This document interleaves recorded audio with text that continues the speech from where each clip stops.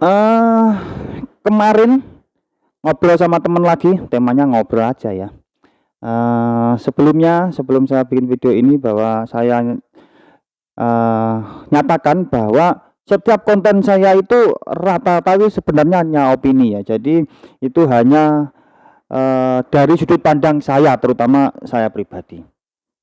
Kemarin ngobrol sama temen, eee, mereka teman-teman saya tuh ingat bahwa dulu itu kan ada dari program keluarga berencana berencana itu kan ada sejenis, apa ya, slogan atau moto atau apa ya namanya, bahwa 2 anak cukup. Dan sekarang teman-teman terutama yang, berprofesi sebagai guru, pengajar, itu mereka menganggap atau apa ya, pokok intinya program yang dulu tahun 90-an dicanangkan 2 anak cukup itu sekarang baru terasa, efeknya ya. Kenapa? Karena, terutama ini anu ya, untuk sekolah dasar ya, sekolah dasar sederajat. Itu banyak yang dapat murid, eee, nggak dapat banyak murid. Ada yang bahkan di berita-berita itu ada yang cuma dapat 1 murid ya. Dan ya miris miris, padahal sekolah dasar negeri. Dulu kan tahun 90-an, di swasta itu kan nggak keren, sekarang kan kebalikannya. Banyak sekolah-sekolah dasar negeri yang bahkan banyak yang di-merger karena hanya dapat murid sedikit ya. Nah, jadi teman-teman itu merasa program tahun 90-an berhasil di tahun 2000-an lebih, 2020 lebih.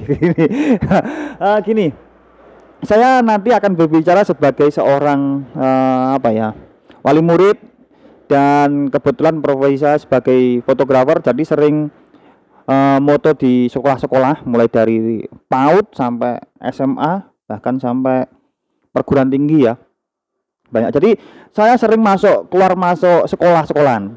Ya kebetulan ya karena saya ya orangnya iseng, jadi sekalian sama kadang ngobrol sama gurunya, kenapa kok dapatnya murid segini segini segini. Dan di sini nanti akan saya, mencoba memberikan tips bagaimana atau kenapa kok SD negeri itu muridnya sedikit gitu ya. Eee, Kan ya ada juga tapi nggak banyak yang muridnya banyak, rata-rata sedikit yang SD negeri terutama ya. Kalau sekolahan hampir merata sih ya. Rata-rata kalau di sekitar sini Karisidenan Kediri ya, itu, wali murid rata-rata itu cenderung lebih suka menyekolahkan ke swasta. Kenapa? Nah, ini kebetulan dari, pengamatan di beberapa sekolah saya bisa menyimpulkan. Bapak Ibu guru yang berprofesi sebagai guru SD negeri boleh menyimak. Saya punya tips, ada 3 tips, biar sekolahan SD negeri terutama ya, itu bisa mendapatkan murid banyak lagi. Ya, yang pertama, ini berdasarkan opini, pendapat, tapi juga pengamatan saya di lapangan ya. Meningkatkan mutu. Nah, jujur kalau pengen membandingkan, silakan dibandingkan ya. Sekarang antara sekolah dasar negeri sama, swasta seperti apa, madrasah ibtidaiyah ya. Jujur, eee, mutu ya, terutama mutu ya, mutu mutu SD negeri tertinggal sedikit. Nah, mungkin saya amati memang, SD negeri itu rata-rata bapak ibu gurunya yang saya tahu ya, itu sudah banyak 50% lah, mungkin bisa lebih, itu agak sepuh. Jadi mungkin kreativitas atau mungkin apa ya, itu kurang fleksibel, kurang, berinovasi lah menurut saya. Jadi akhirnya wali murid itu cenderung lebih memilih menyekolahkan anak ke apa, sekolah dasar, madrasah ibtidaiyah yang notabene swasta ya. Terus gini, yang saya amati juga, yang kedua itu apa, belajar di luar kelas. Rata-rata yang sekolahan swasta itu ya, mulai dari PAUD bahkan ya, itu banyak yang mendirikan sekolah alam gitu. Jadi siswa atau murid itu belajarnya di luar kelas, banyak yang belajar di luar kelas, dan itu sekolah alam seperti dan sejenisnya itu rata-rata punya murid banyak. Jadi di sini saya amati ya, apakah karena anak-anak sekarang itu cenderung cepat bosan kalau tetap di kelas? Saya nggak tahu. Intinya gini, ketika mereka belajar sambil bermain ya istilahnya, belajar sambil bermain, itu anak jadi nggak cepat bosan. Akhirnya orang tuanya memilih untuk menyekolahkan di sekolah yang seperti itu, bukan di SD negeri. Itu poin yang kedua, dan poin yang ketiga adalah pelajaran tambahan. Ada pelajaran tambahan yang di SD itu nggak ada, dan sekarang itu lagi dicari oleh para wali santri. Maaf ya, bukan bermaksud membeda-bedakan, tapi gini, sekarang madrasah ibtidaiyah atau sekolah alam dan sebagainya itu rata-rata mereka itu memberikan, sebenarnya ini pelajaran tambahan atau apa ya, memberikan materi atau apa ya yang berbau religius, agama. Kita ketahui kan SD negeri itu kan minim banget, mungkin seminggu cuman sekali. Nah jadi mungkin lah ya, saya nggak tahu masalah kurikulum ya, itu dibolehkan atau enggak, saya kurang tahu. Mungkin kalaupun tidak dibolehkan kan bisa SD negeri, bukan SDI ya, SD negeri yang akhirnya mungkin dibikin sejenis kayak ekstra gitu ya, ekstra kurikuler, mungkin ada tahfidz atau pelajaran tambahan religius gitu, begitu ya. Karena per hari ini saya amati itu sangat menarik. Banyak orang-orang tua atau wali-wali murid itu yang memilih menyekolahkan anaknya yang ada embel-embelnya religius atau agama. Itu yang saya amati ya. Terus selanjutnya sarana dan prasarana ya. Kalau dulu tahun 90-an kita ketahui bersama bahwa seperti madrasah ibtidaiyah, terus sanawiyah itu biasanya gedungnya tua, terus fasilitasnya kurang dan sebagainya. Sekarang kebalikannya. Ya memang yang saya ketahui kalau negeri itu nggak boleh memungut iuran dari wali murid ya. Tapi mungkin bisa dimodif, kan nggak harus sarana dan prasarana bagus itu kan nggak harus mengadakan atau membuat gedung baru atau apa baru, kan nggak harus ya. Menurut saya dibersihkan biar menarik dan sebagainya. Rata-rata sekarang walaupun SD yang looknya bagus ada, cuman beberapa setak gitu-gitu terus dari puluhan tahun yang lalu, itu cuman gitu-gitu aja gedungnya gitu. Jadi menurut saya itu kurang menarik. Terus yang selanjutnya fasilitas ya, mulai beberapa tahun lalu sudah itu sekolah-sekolah swasta itu memberikan fasilitas yang menurut saya menarik. Salah satunya ya kan gini, sekarang tahun-tahun semakin kesini itu rata-rata bapak ibunya biasanya ya itu bekerja, akhirnya mereka nggak ada waktu untuk antar jemput. Akhirnya sekolah-sekolah swasta itu memberikan fasilitas, contohnya antar jemput sekolah. Yang saya tahu ini ya, sekolah dasar negeri itu nggak pernah yang ada fasilitasnya antar jemput. Nah mungkin ya nanti kan dikonsep gimana, atau mungkin nyari satu orang terus yang bertugas untuk antar jemput dan sebagainya. Terus nanti kan bisa dibebankan ke wali murid, kan bisa sebenarnya sehari 3.000 atau 4.000 itu kan sebenarnya bisa. Itu yang pertama, mutu ya, ini masih mutu ya. Jadi menurut saya ada jomplang menurut saya. Entah tuh karena SD negeri itu rata-rata sudah sepuh, sudah tua, terus akhirnya kurang punya kreativitas, kurang punya apa ya, sejenis menurut saya ya, maaf kalau salah, greget greget. Jadi ide-ide itu menurut saya semakin tertinggal dibanding sekolahan-sekolahan swasta.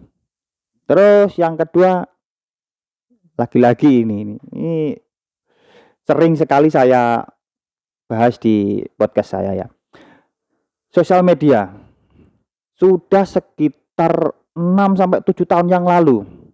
Itu beberapa sekolahan itu kan saya sering ke sekolahan ya. Itu saya minta untuk membuat sosial media, tapi jangan atas nama pribadi gurunya, atas nama lembaganya. Tapi alhamdulillahnya akhir-akhir ini sudah mulai banyak ya, walaupun sekolah dasar negeri tapi sudah mulai banyak yang punya sosial media seperti Facebook dan sebagainya. Menurut saya itu penting. Menurut saya itu penting karena apa? Sosial media itu bisa saja menjadi sebuah apa ya?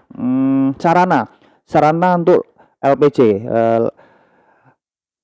apa ya? Laporan pertanggungjawaban. Contoh gini, kegiatannya anak-anak itu diupload di sosmed. Akhirnya kan per hari ini siapa yang nggak pegang HP? Semua kan pegang HP.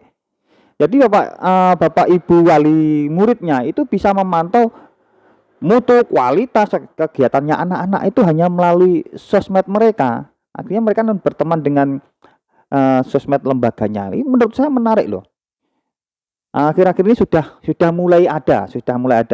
Sebenarnya ini sudah 6-7 tahun yang lalu itu beberapa guru-guru itu saya kasih tahu, kan menurut saya pendidikan itu juga perlu diiklankan seperti apa? Seperti badan usaha atau jualan, menurut saya seperti itu. Akhirnya yang telat mengambil keputusan untuk membuat sosmed ya akhirnya ya nggak ada nggak ada peningkatan jumlah muridnya. Menurut saya sosmed penting banget per hari ini. Per hari ini sosmed bisa menjadi sarana untuk promosi, terus sarana untuk laporan pertanggungjawaban kegiatan-kegiatan anak-anak kepada wali muridnya. Terus poin yang ketiga, ini yang menurut saya mungkin ya nggak bisa diterima akal, mungkin mahal. Ya, kita ketahui bahwa sekarang sekolah-sekolah negeri itu bebas SPP ya, bebas SPP. Dan Anda yang mungkin punya putra-putri dan sekolah di swasta pasti tahu di swasta itu SPP-nya atau iurannya atau mungkin bayar lah istilahnya, bayarnya mahal banget. Semakin mahal sebenarnya itu malah semakin banyak muridnya. Memang ada hubungannya, menurut saya ada. Walaupun di sosmed itu saya sering ibu-ibu yang ngeluh atau mungkin curhat, anak saya sekolahnya kok mahal banget, apa-apa mahal, terus anak sekolah juga mahal dan sebagainya. Tapi yang saya amati banyak ibu-ibu atau bapak-bapak yang justru walaupun sambil ngeluh, sambil curhat, sambil memelas, tapi banyak di antara mereka yang malah sebenarnya itu mencari sekolahan yang bayarnya mahal. Kenapa? Ini sebenarnya ada hubungannya dengan emosi ya. Menurut saya ada juga orang atau mungkin bisa dibilang oknum masyarakat ya, yang merasa punya prestis atau kebanggaan ya, bisa menyekolahkan anaknya di sekolahan yang berbayar mahal. Saya sering melihat kehidupan sehari-harinya gini, terus ngeluhnya di sosmed gini, tapi anaknya sekolah di sekolahan yang mahal. Ternyata, ya maaf ya kalau salah ya, ternyata di antara mereka itu ada yang hanya karena pengen prestis, bisa antar jemput anaknya, terus nanti ngobrol sesama wali murid, wali santri, terus sambil mungkin ya dandan agak cantik gitu. Sebenarnya yang saya tahu sebenarnya seperti itu, walaupun mereka mungkin hidupnya agak pas-pasan ya, maaf ya. Tapi mereka bangga ada kebanggaan tersendiri mungkin bagi mereka ketika bisa menyekolahkan di sekolahan yang berbayar mahal. Dan Anda tahu SD negeri kan gratis, tapi kenapa mereka mencari sekolahan yang berbayar mahal? Ya itu karena itu ada sisi apa ya, sisi psikologis yang membuat mereka memilih itu. Oke, semoga suatu saat nanti entah kapan saya nggak tahu ada apa ya, bapak-bapak ibu-ibu guru itu harusnya semakin ya termotivasi ya, karena ada juga isu seperti ini. Kalau SD negeri itu kan sudah dibiayai oleh pemerintah, sudah dibayar oleh pemerintah, jadi mau apa ya, mendidik inovasi, mau membuat kegiatan-kegiatan yang banyak pun atau enggak pun itu bayaran mereka sudah di titik aman, mungkin seperti itu. Sedangkan di sekolah swasta mereka kan dituntut, bapak ibu gurunya biasanya dari agak-agak muda, terus dituntut untuk kreatif, untuk inovatif dan sebagainya. Akhirnya mereka termotivasi untuk bekerja untuk lebih bagus lagi.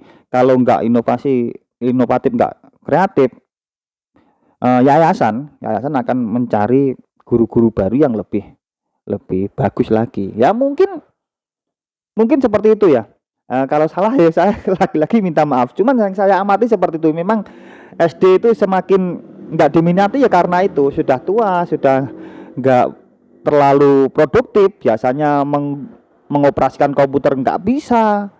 Jadi sedangkan mereka dibayar, sudah hidupnya sudah aman, pegawai negeri itu. Jadi buat apa mereka berinovasi, mereka berkreativitas untuk meningkatkan mutu pendidikan? Mungkin seperti itu.